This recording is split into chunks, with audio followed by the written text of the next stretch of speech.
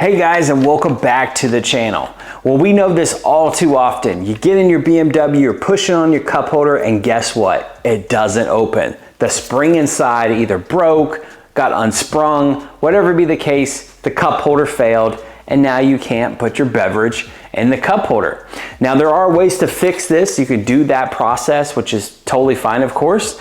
But with these being really inexpensive now, find them on Amazon, eBay, Facebook groups, or even the junkyard. These are very easy to come by now and really at a pretty cheap price since the car's been out for so long. So in today's step-by-step DIY video, I'm gonna show you just how easy they are. Come out of your BMW, swap in a new one, and that way you can hit the ground running. All right guys, without further ado, let's go ahead and get this DIY started.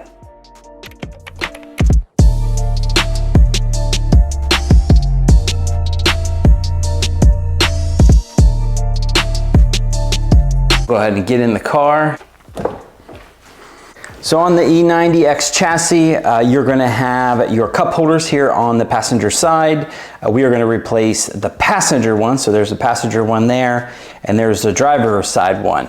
Now, I have changed the driver side because it broke there. That's why you see the little silver tab. Those are more so, they switched over to the LCI ones when they did that. This is my original one that I need to replace. To get to this paneling, you wanna use an interior trim tool set. So I got a nice tool set, it has all the different sizes that you need.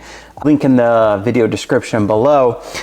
So poking at it a little bit at the corner there, there's a clip right there. Then there's gonna be like two main rods right here. So one thing that you wanna make sure to not do is pull this straight off because you have the potential of cracking this or breaking one of the clips in here. So what you're gonna do is you're gonna move down a little bit lower. As you get to about here, go ahead and use your trim tool kit as well. Just kind of slowly back out the next pin. Pull that one up. Pull underneath. Pull that pin out a little bit. Keep moving on down. Keep moving on down. All the way down to the very end. Continue to use your trim tool if you need any kind of help of getting it pulled out. As long as you're pulling little by little on each side, you're not going to break anything as you're trying to pull this off. Once this clip on this side fully pops out, then you can go ahead and remove your entire piece here. Phillips screwdriver on both sides. Pull that Phillips out. That one out as well. Then you're just gonna pull on it just a little bit. You'll feel it release out. It just connects there on the back, but you just pull straight out. So we're gonna take our new replacement, line it up right here. Make sure it is going the right way before you go ahead and install it in there. Just slides right in, very simple. First time, take your screws, go ahead and reinstall your screws back in, Phillips.